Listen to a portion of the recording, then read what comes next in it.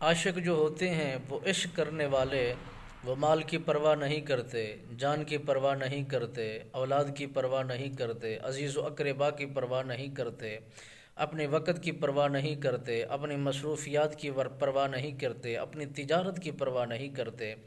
جب بھی پرواہ کی بات آتی ہے، جب بھی احساس کی بات آتی ہے، جب بھی محبت کی بات آتی ہے، تو اپنے آقا نامدار پر جان دینا بھی، قربان کرنا بھی، مال لٹانا بھی اپنے لیے اعزاز کا باعث سمجھتے ہیں۔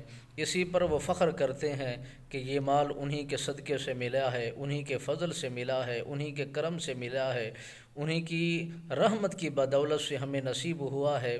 اگر ان کے نام پر مال لٹایا جائے تو اس سے بڑھ کر اور کون سی فخر کی بات ہو سکتی ہے۔ اگر محبت کرنے والے جو عشق رکھنے والے ہوتے ہیں، وہ نبی کے ساتھ سچا عشق رکھنے کے بعد زمانہ کائنات کو بتلا دیتے ہیں۔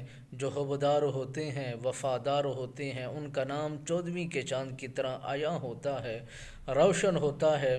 وہ کسی نور کی، کسی روشنی کی، کسی کے سہارے کی، کسی کے بہترین آسرے کی ضرورت نہیں ہوتے، کیونکہ ان کو جس چیز کا آسرا ہوتا ہے وہ خالق و مالک کا آسرا ہے، نبی رحمت للعالمین کا سہارا ہے۔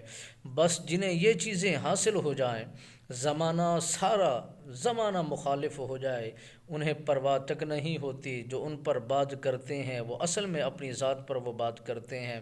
اگر کسی پر وہ تنقید کرتے ہیں، ان پاکیزہ لوگوں پر تنقید نہیں ہوتی، بلکہ خود کی اپنی ذات پر، اپنے اعمال پر، اپنی زندگی پر وہ داغ لگا دیتے ہیں، جو صبح قیامت کی صبح تک وہ دھلنے والا نہیں ہوتا۔